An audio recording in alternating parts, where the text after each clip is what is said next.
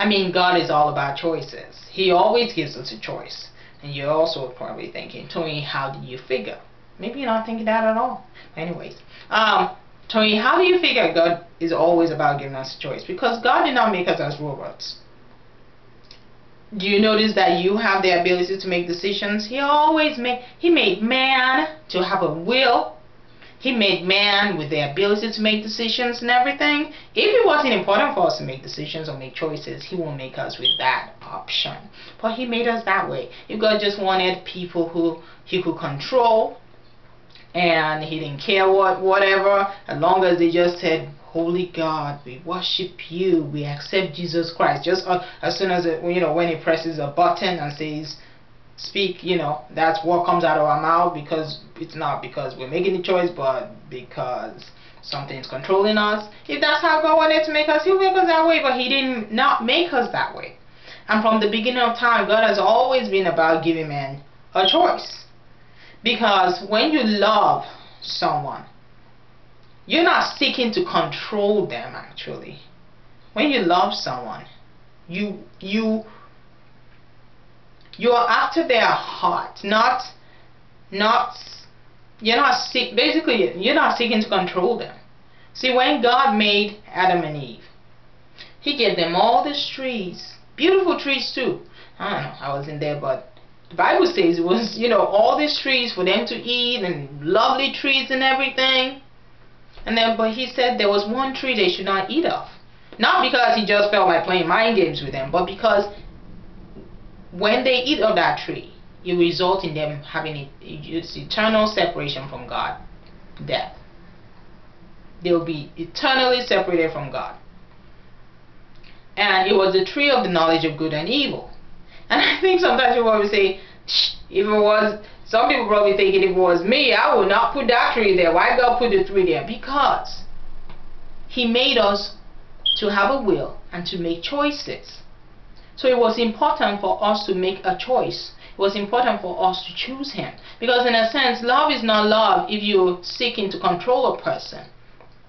Love wants you to make the decision to love back. You don't love a person if you could care less how they're feeling in their heart, just as long as they do the right actions, I mean, most people, when let's say they're in a marriage relationship with a person, you don't want someone who's just doing all the right things, but you can tell that their heart is not in it. You can tell that you don't have their heart, but they're doing everything. They pick up trash, they do this, they do that, they do that. But you can always know when someone's heart is not in something. And it kind of takes away the joy of that kind of relationship when you know that that person did not make the choice to come to you. God has always given us choices from the beginning of time, because He wasn't about controlling us. He was about having our heart. Because now when we come to Him, it's because we want to come to Him. Yes, God reveals Himself. Yes, I always say God shows you the gift. Okay, I mean, you will not be able to receive a gift if you don't know the gift is lying underneath that red table over there. I don't have a red table, but if you didn't know the gift is right there under the table, you will not be able to make the choice to even get the gift, right? Or not get the gift.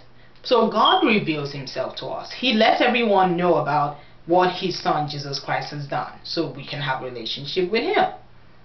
But we still have to make that choice to choose life or death.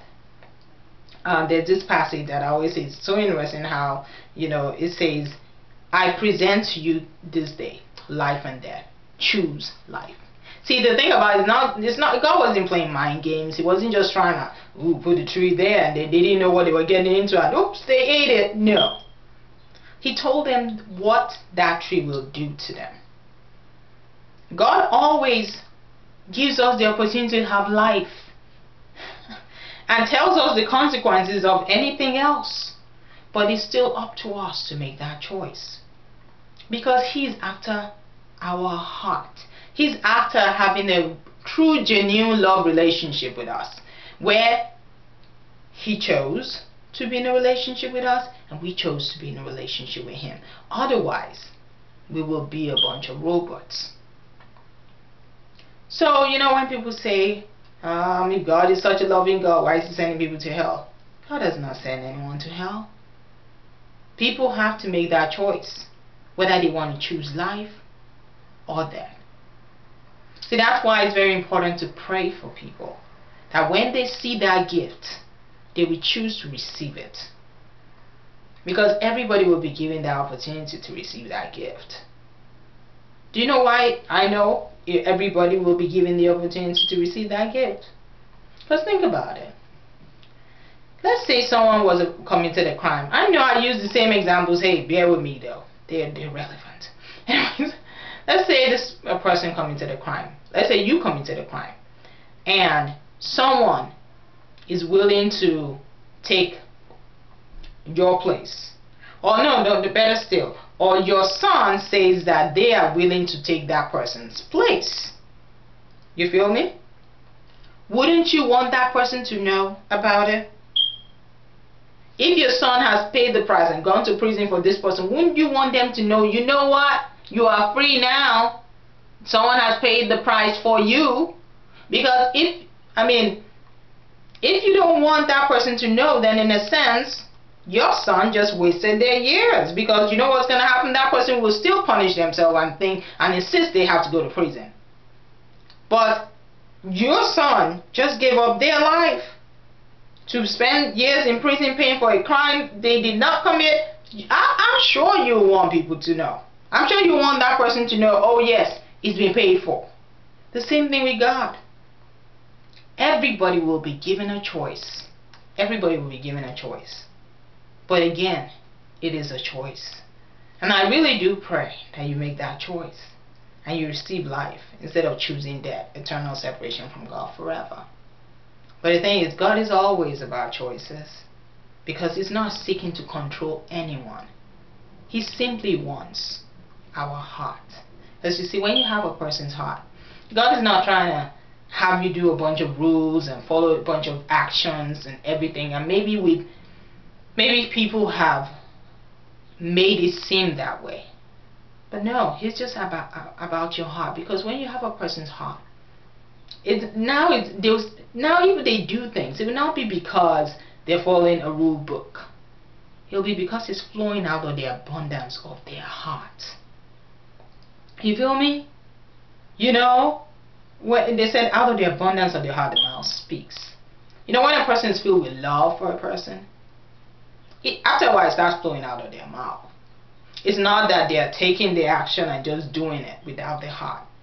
Now, when you have that person's heart, they just start flowing in everything. When you know that you have, let's say, man or woman, when you know you have a man's heart, or you have a woman's heart, you start seeing her flowing naturally in some things. That you didn't tell her, oh, go take out the trash, please, or oh, go, or write me a love note. No. This person starts flowing in these things. See, that's what God wants. A genuine, a real relationship with God. Because if He didn't give us a choice. If He forced us to follow Him. If there wasn't that choice to choose, life or death, then He really doesn't have a relationship with us. He made us do it. But you see, now when you come to God, it's because you are choosing to come to Him. And I pray you make that choice today. Because a life with God cannot be compared to a life without Him. And the way you can have a life with God is through a relationship with Jesus Christ. With God through Jesus Christ. So, I love you guys. And again, I'm going to put my video Simply Jesus Christ so you can get to know more about Jesus Christ. I love you guys.